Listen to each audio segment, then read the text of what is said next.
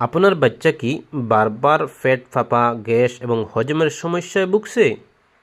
1 চামচ এই সিরাপ অনেক উপকার করতে পারে, কিন্তু ভুল ডোজ দিলে বিপদ হতে পারে।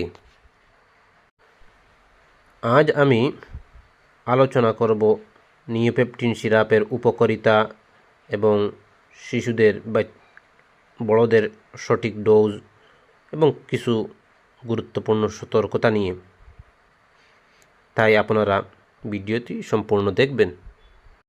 নিওপেপটিন সিরাপ একটি হজমের ওষুধ যা শিশু ও বড়দের হজমে সাহায্য করে, গ্যাস কমায়, পেট ফাঁপা দূর করে। এটি 100 মিলিগ্রাম, 50 মিলিগ্রাম এবং এ থেকে আরও ছোটো ড্রপও আসে, বাজারে পাওয়া যায়। এটির প্রতি 5 মিলিগ্রাম সিরাপে রয়েছে আলফা অ্যামাইলেজ 35 মিলিগ্রাম, যেটা খাবারের স্টার্চ ভেঙে দেয়। তারপর রয়েছে পেপেইন 15 মিলিগ্রাম, যেটি প্রোটিন হজমে সাহায্য করে। তারপর থাকে সিমেথিকেন 25 মিলিগ্রাম, যা গ্যাস কমায়। তাই এটি হজমের সাহায্য করে, গ্যাস কমায়, পেট ফাঁপা, অতিরিক্ত খাবারের পর অস্বস্তি এইসব দূর করে থাকে। এটির ডোজ কিভাবে দেওয়া হয়?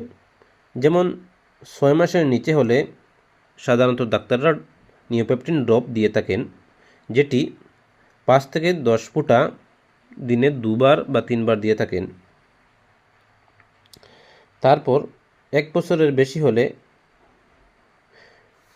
6 মাসের উপরে হলে 2.5 ml দিয়ে থাকেন, এবং 1 বছরের বেশি হলে 1 চামচ অর্থাৎ 5 ml দিয়ে থাকেন।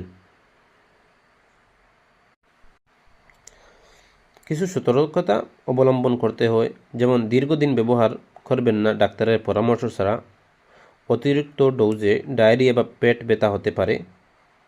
ঠান্ডা ও শুষ্ক স্থানে রাখবেন এটি। আজকের ভিডিও এখানে শেষ। এই ছিল আমাদের নিওপেপটিন সিরাপ নিয়ে বিস্তারিত আলোচনা।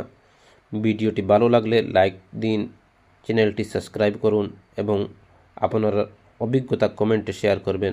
ধন্যবাদ।